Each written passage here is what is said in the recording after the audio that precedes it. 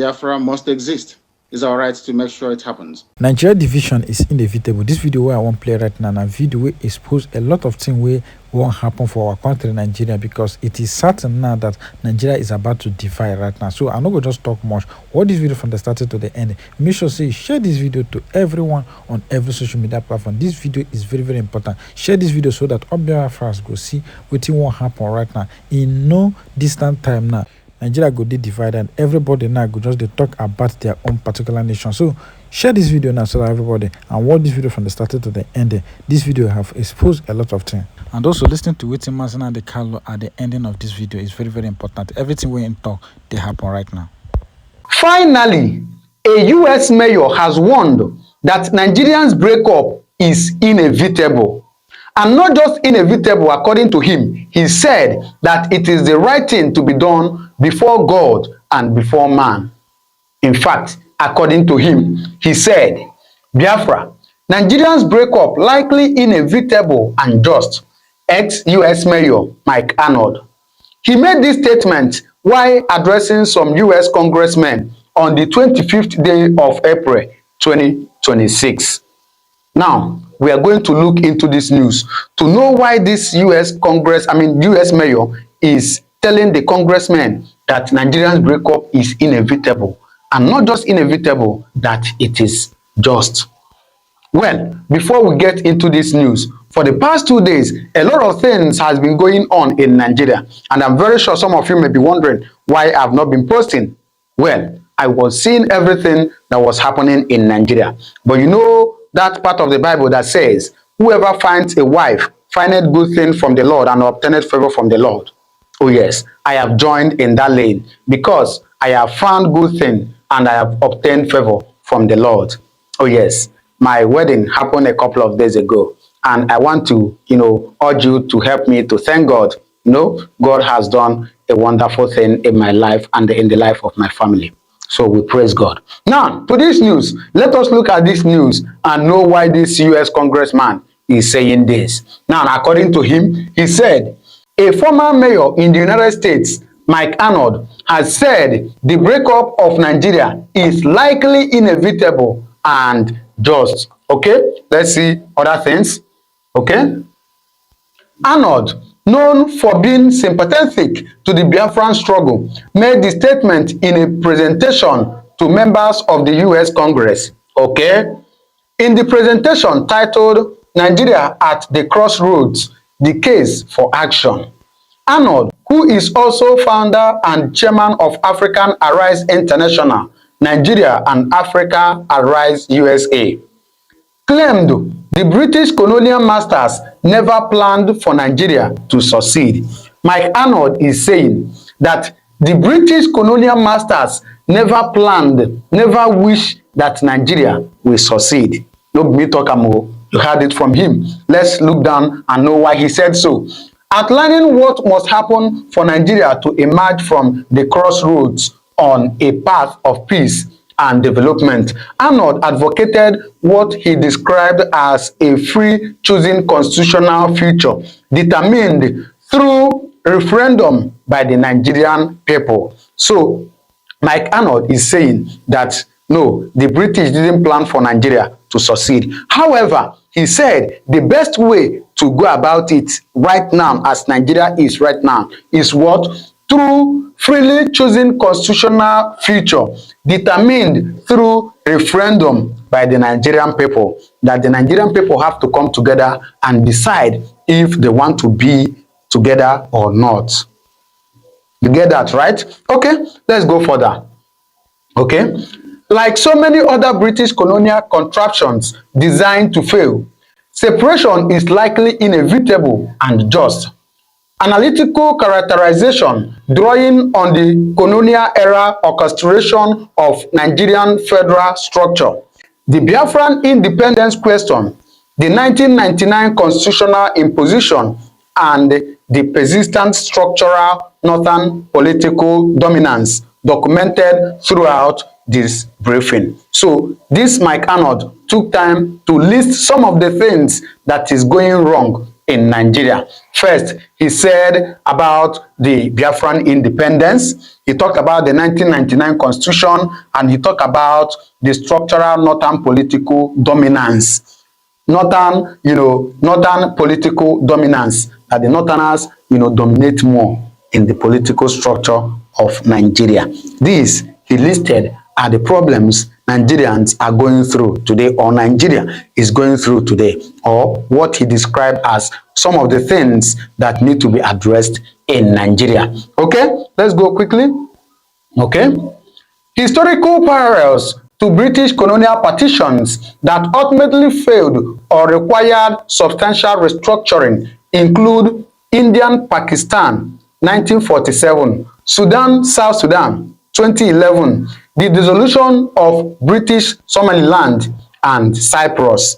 These are countries that divided. Of course, you know about the Indian Pakistan that happened in 1947. South Sudan and South Sudan, I hope you know they were one, but at some point they have to divide. Now we have Sudan and South Sudan. And of course, the latest one that happened a couple of years ago, and of course the one that was acknowledged by the US and the Israel government just a couple of months ago, this Somaliland. Okay, he went further to say the former position of Africa Arise International and related initiatives, including the proposed Covenant Republic framework, advocates for a free choosing constitutional future determined through referendum by the Nigerian people, he said. So he is saying that for Nigeria to maintain peace, for Nigeria to move forward, that the people need to, choose what they want. He described the default Republic of Biafra as then the fastest growing economic region on earth for a decade. So he's saying that Biafra, of course, default is like something that is not active again, right? So he's saying that then that Biafran economy was the fastest growing economy on earth for a decade. Biafran economy. Okay, he went further to say Eastern Nigerian economic growth rates 1955 to 1965 per Nigerian Federal Office of Statistics and World Bank historical data. The Eastern region under Premier Michael Opara's development program achieved among the highest sustained growth rates in Africa during the pre-Civil War period, he said. So he's saying that during this period that the Eastern economy is still the highest in Africa. So that is what he is saying. Now look at this. I want you to pay very close attention to this now. The South declared independence in 1967, all right? The British backed the North, which blockaded the South, shut down Red Cross planes. Up to 3 million, mostly children, starved to death. The Biafran Declaration of Independence was May 30th, 1967. The war lasted until January 1970. British government material and political support to the federal military government is extensively documented. The food blockade imposed by the federal forces resulted in mass starvation.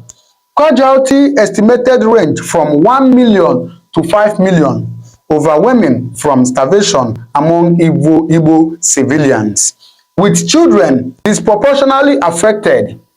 Multiple Red Cross and Joint Church Aid Relief aircraft were shot down during the blockade, Arnold said, noting that British support for the Nigerian Federal Forces ensured that Biafra could not succeed. Now, this Mike Arnold took time to, give a little narration of what happened in the 1967-1970 Biafran War. All right, so he started by saying that the British supported the Nigerian government, in fact, the North, right? They supported them and shut down Red Cross planes. I hope you saw it. They shut down Red Cross planes. And not only Red Cross, they also shut down church aid, because then churches in England or churches in Europe were sending aid to Biafra land. Yet the British were shutting down their planes. And up to 5 million civilians, Biafran civilians, were unalived. Is that not, a war crime? It is, but the British, everybody hid it. Till today, the world still don't know about it. All right, that is what Mike Arnold said, and that is why at the end they said, Arnold said, noting that British support for the Nigerian Federal Forces ensured that Biafra could not succeed. So British did everything within their power to make sure that Biafra did not succeed. Okay? On this final note, it said, highlighting contemporary issues, Arnold raised the alarm that the alleged Christian genocide in Nigeria has gotten worse since US President Donald Trump designated Nigeria as a country of particular concern, CPC. Since country of particular concern designation, killing and impunity have only gotten worse. Oh yes, it has gotten worse. You know, President Donald Trump redesignated Nigeria as a country of particular concern, CPC, under the International Religious Freedom Act on October 31st, 2025. Documented violence against Christian communities has continued and intensified since the designation, including the March 3rd Ngozi massacre, the Kwara State church attacks, the Palm Sunday Anwan Rukuba massacre, and the April 2026 Just Pastor Bounty case. Of course, I'm very sure that most of us saw that video where a Muslim man, we like to call him a Fulani man, placed a bounty on a pastor, say, get me the head of this pastor and you will take, I think, 2 million or 5 million, something like that. So these are the things we are seeing in Nigeria. Of course, Arnold went further to say that since Trump designated Nigeria as a country of particular concern, that killings has even gotten worse. It has got worse. We thought it was going to reduce, but unfortunately, it has gotten worse, and that is what we are seeing in Nigeria. So this is Mike Arnold who narrated all this. Now, what he said, what do you make of it? The truth is that Nigerian matter, no be small thing. But like he said, you know, the Indian, Pakistan, the Sudan and South Sudan, you know, we just have to allow people to make their choice. I think that referendum needs to be done in Nigeria so that people can decide if they want to be or if they don't want to be. That is my own personal opinion. Even though some people are saying that once we do, what is it called, confederation, where each state or each region manage their resources and submit to the federal authority, you know, some people believe in that. They call it restructuring. Well, some people believe in that. Me, I believe in referendum so that people can decide what they want. And of course, if possible, division. That is what I believe. So you watching me, what do you believe in? Is it restructuring, you know, referendum, or let us just be as we are? What do you make of it? Please do well to drop your comment in the comment section what you think, right? But then, let's hear a little of this analysis, please. Working with the Nigerian government to end the genocide is like working with the Third Reich to end the Holocaust. Okay, I'm about to introduce a hero. His name is Mike Arnold. He's made 16 trips to Nigeria, some under level 4 do not travel warnings. He founded the Africa Arise International, which today runs schools for more than 600 displaced children in the camps that the Nigerian government says doesn't exist. He's a former mayor of Blanco, Texas. And he is the author of Epicenter, Nigeria, Radical Islam and the War for Global Order, a #1 bestseller on Amazon. Mike. Thank you so much. Everything I'm about to say is factual, so I have 19 pages of references. If anybody wants to question anything I say, it's right here, because some of it might be shocking. Nigeria, the 6th largest nation on earth, on track to be the 3rd largest by 2050. Top 5 OPEC, $1 trillion in minerals, a cultural powerhouse. Nigerians are among the most educated and wealthy in the United States, and they do it with integrity, sharing the values that made America great. Last year, General Michael Langley, AFRICOM, declared the region anchored by northern Nigeria as the epicenter of global terror. ISIS, Al-Qaeda, others call it home. Their stated ambition, full Sharia across Nigeria, and then a global jihad launch pad. The recent Old Dominion shooter was radicalized in Nigeria. Two scenarios. America's greatest African ally, innovative, peaceful, and prosperous, or the greatest security threat of the next generation, a Sharia exporting giant. A little bit of history. In 1804, Usman Dan Fodio waged a jihad and founded the Sokoto Caliphate, Africa's largest pre-colonial empire. Beheading, raping, destruction, displacement, 2 million slaves at its peak. This caliphate has never ended. That's North Nigeria. The British found two worlds, brutal Sharia North and vibrant, friendly South. They kept the caliphate intact as enforcers, indirect rule they called it, then merged the two in 1914. The South declared independence in 1967, Biafra. The civil war that followed, the British backed the North, which blockaded the South, shot down Red Cross planes. Up to 3 million, mostly children, starved to death. The South fell in 1970. Since then, power has stayed in the North by design, the caliphate. The current constitution, imposed by Northern military dictator, mentions Sharia in Islamic terms 165 times. Christianity, 0.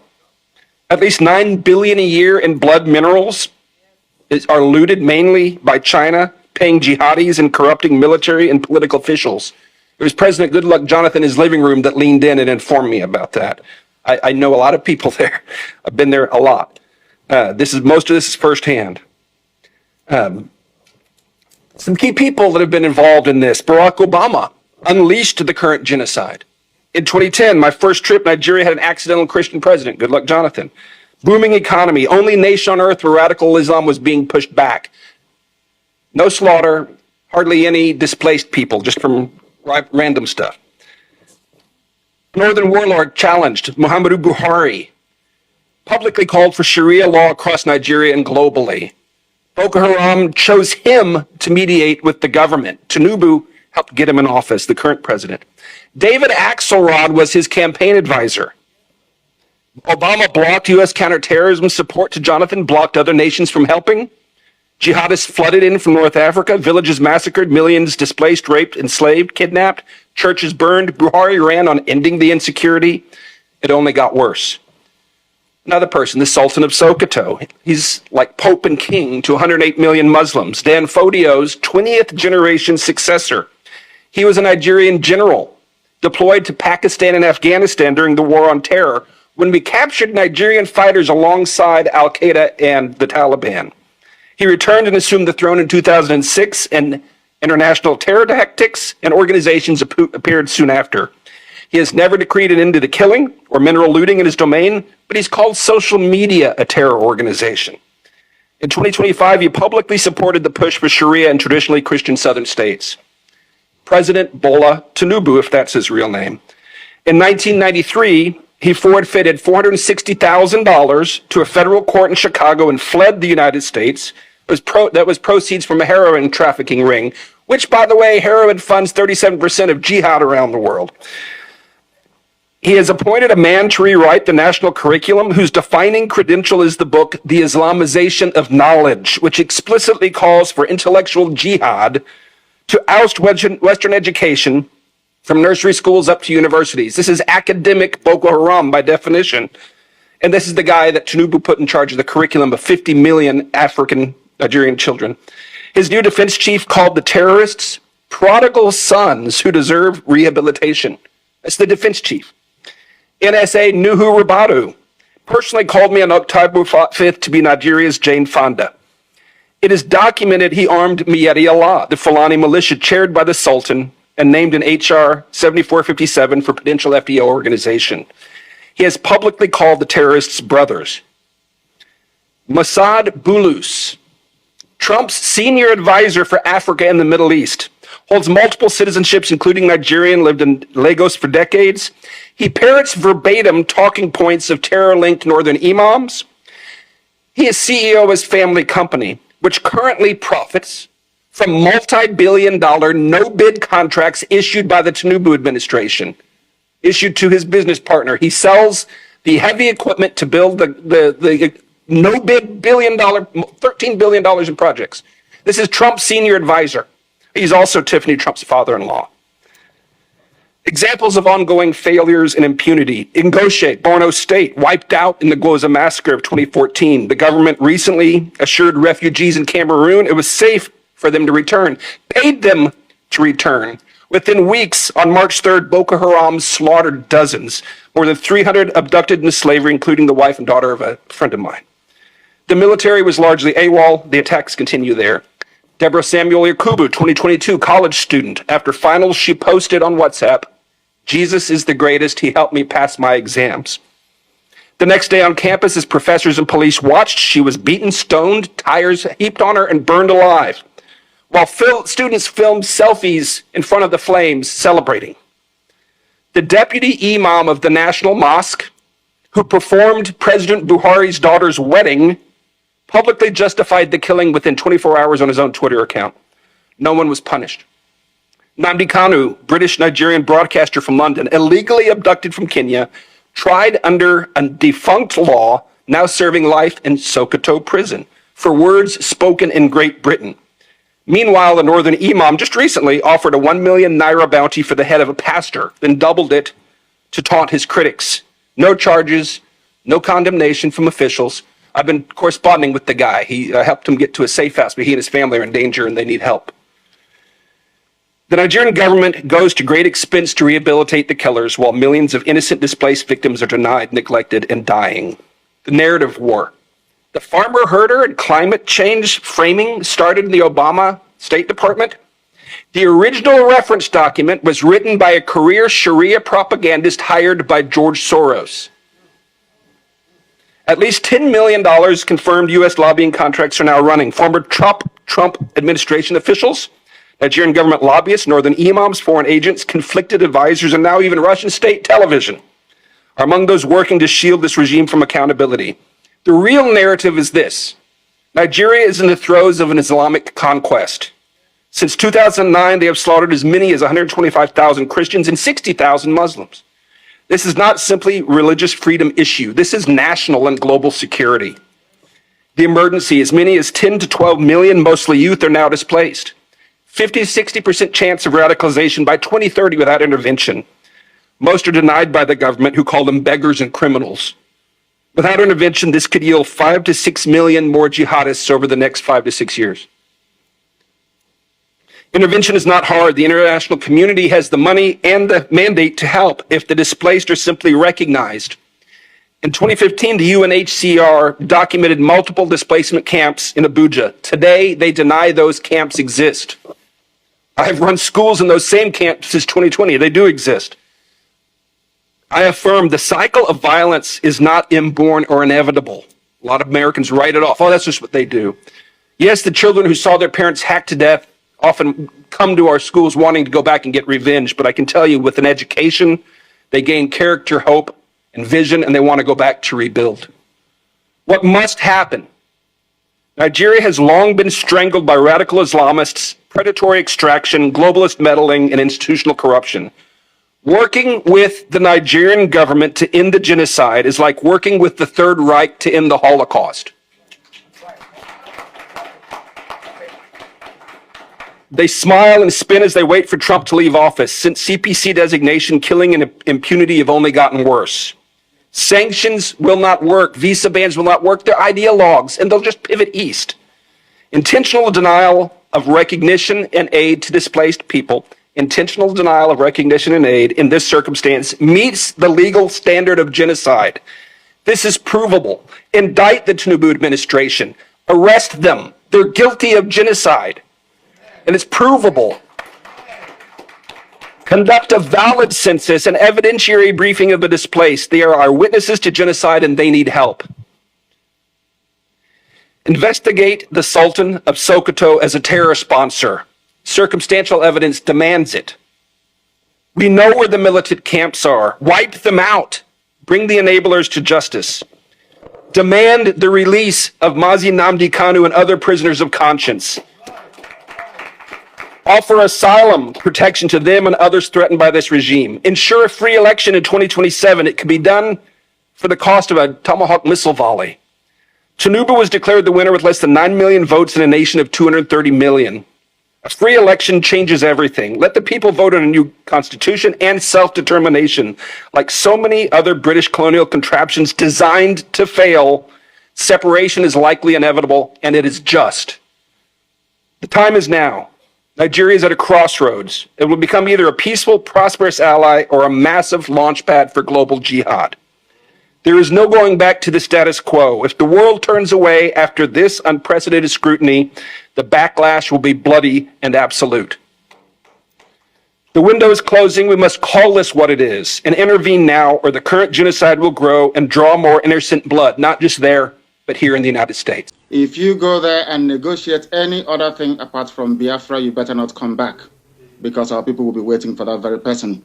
The zoo has come to an end. They keep killing our people.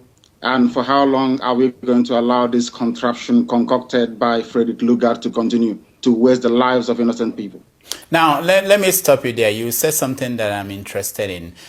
People who look at several Biafran groups and movements always look at this kind of statement, like the one you made now. Let him not come back home, otherwise he will explain to us. But we know that they will go there and they will come back home. And what will happen? You see, is this a statement that there is something that will happen? Because one of the things that happen in Africa, in Nigeria, and wherever you look at, is that there are no consequences. And people who try to force consequences to be exerted end up saying things and nothing happens. What will happen to Ikenwachukwu when he comes back home? Because you know he's not going there to negotiate Biafra. You know that. Of course, we know that very well. Okay. What will happen to him is this. Already, we know that some of them live in Abuja and Lagos axis. There is nobody that speaks for the Yoruba nation that lives in anywhere in Igbo land or in Biafra land. There is no prominent Hausa person that lives anywhere in Biafra land. What we are saying to this man and his likes is that, of course, they will underestimate us because those that have gone before us have made threats and didn't carry it out. This time it is different. If we can place the name Biafra on satellite, if we can broadcast so that the whole world can hear us every blessed day, if we are in over 70 countries around the world with over 5 million listeners, there is nothing we cannot do. This time around, things are very, very different, believe you me. Very, very different, and very soon the world will hear about it. Because the only language that people in the zoo understand is the language of violence and force. After all, that very contraption was put together by Frederick Lugard by force. That's one thing people don't understand, that Lugard killed people to bring Nigeria together. And the killing of people to disintegrate the zoo shouldn't come to anybody as a surprise. Our promise is very simple. If they fail to give us Biafra, Somalia will look like a paradise compared to what will happen to that zoo. It is a promise, it is a pledge, and it's also a threat to them. They must understand this, that we've had enough of this nonsense. These criminals cannot be stealing money belonging to everybody. These same men cannot be responsible for the length and breadth of the death, the abominable things they continue to do to the people in that very country. Every day, every week, every month, and every year, we cannot allow that to continue. It's impossible for us to let that continue, because this nonsense has to come to an end. What in Ghana must happen. Now, let me ask you, when his name was announced as the leader of the Igbo delegation, so why didn't your group question the governors that appointed him the leader of the Igbo people to the national conference? It's because the governors you have in Biafra land are an extension of the Hausa Fulani hegemony. They were appointed by Hausa Fulani men to come and do the bidding of Hausa Fulani oligarchy in that very part of the world. So it didn't come to us at all as a surprise. Every Igbo governor you have has a Hausa Fulani godfather. Hausa Fulani people put them there. They are there to do their bidding. If you go to Imo State, you'll understand what I'm saying. Rocha Sokorocha, or whatever his name is, has single-handedly Islamized the whole of Imo State. And that very process is also ongoing in Ebonyi State. Are you talking about Theodore Oji? He is pathetic and laughable. These are the men they gave to us as it P2B. You're a journalist yourself, Okonkwo. Nobody has ever asked P2B about Izu River. How many people he killed at Izu River and dumped their bodies there? They are also human beings with fathers and mothers. No one ever complained. These are the caliber of people, the caliber of leeches and cabals they have imposed on us. And we are here to resist it. And we shall, this year, to be very precise. Now, let me ask, because there are the group, the Movement for the Actualization of the Sovereign Nation of Biafra. I'm familiar with the group, and I know that one of their principal ideas is that this should be done in a peaceful way. Is your group opposed to a peaceful way of achieving Biafra, or are you in support of both sides, whether peaceful or non-peaceful? What is your group behind? I support both sides. If they give us peace, that is wonderful. If they decide to go down the route of violence, then I can give you this assurance today. Of course, your worldwide listeners and viewers may be able to note this. If they do not give us Biafra, there will be nothing living in that very zoo they call Nigeria. Nothing will survive there, I can assure you. You see, 1967 to 1970 is not 2013 to 2015. We had scientists then. Now we have men that can make things happen, even better than what we had in the late 60s. So that should ring as a warning to all of them that we are not joking. I do not believe in peaceful actualization or whatever rubbish is called. I have never seen where you become free by peaceful means. If you know, you tell me. I'm a student of contemporary history. I have never come across anywhere in history books where you get your freedom out of a peaceful process. It's never happened. Never, ever, ever. Now, let me ask you, if you look at the world today, look at a place like Scotland, where people, the Scottish, are in the process of trying to see if they will get their own country. Basically, the way they went about it was to say, we want to be separate from the British, England, and they are putting a process where they will vote, and if majority of them say they want to move, and they will move. Now, I want to ask you, do you think that if you ask majority of Igbo people today whether they should be part of Nigeria or part of Biafra, that you have the numbers that will come to your side of the argument? Yes, we have over 98% of our people willing. The other 2% are those fathered by Hausa Fulani men as a consequence of the war. Everybody born as a Biafran, everybody born as an Igbo, Ibibio, Efik, Anangebanke, anybody born as a Ijo has freedom implanted in their DNA. That is why we have autonomous communities. Have you seen anywhere in the world where you have autonomous communities? Have you seen? The answer is no. The reason why we have autonomous communities is because we are born to be free. We want to be autonomous. And that freedom must be carried right all the way to the heart of governance in the Zoological Republic of Nigeria. We must make this very, very clear and abundantly clear to our people that our quest is for us to be free. You mentioned Scotland. Scotland is already a free nation. What they are seeking in Scotland is independence.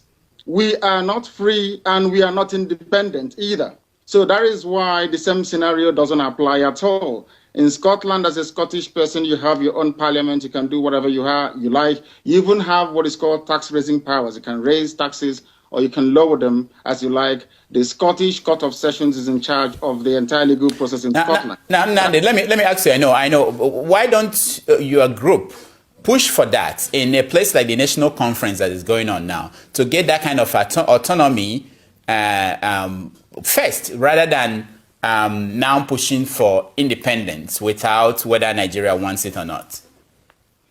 The fact of the matter is that the structures doesn't exist. The institutions that will allow the emergence of a democratic Biafra within a peaceful setting does not currently exist in that very place you call Nigeria. Mind you, that is the name of a river. Up north, you call them Niger, which is French. If you come down a little bit, it is called Niger, which is English. And the people that live around it are called Nigerians. The only place, or part of the only place in Black Africa where you name a people after a river. I have never seen any civilized country in the world where people are named after a river. It's never happened before. The people own the river, not the other way around. By tacitly accepting the word and the tag Nigeria, what it means is that you never had any history until Frederick Lugard came, which is a fallacy, it's an abomination, and nobody should be saying that. Coming back to what you said, there is no way we can run for office as a political party. We tried it with ABGA and it did not work. These issues were thrashed out very well. Is that the people that control the levers of power within Nigeria are not politically sophisticated enough to appreciate the finer point of political discourse. In other words, that disputes resolution can best be conducted within a political setting where people are civilized. And I'm afraid to say that what I see in the zoo they call Nigeria, people are not civilized. Now, we're out of time, but let me ask you, last week, I believe, the Biafran Zionist movement claimed a responsibility for the attack at the attack to the Enugu State Government House. Are you familiar with that group, and what was the mission of that attack? I am familiar with a lot of groups. That name rings a bell. Anybody that can do anything to disrupt the present orthodoxy of governance by a group of very corrupt cabals is welcome. In that regard, I welcome what they did at Enugu, and I hope that people can come out and join us when the time comes to overthrow the very corrupt, inept old men and women in charge of that very place, because Biafra must exist. It's our right to make sure it happens.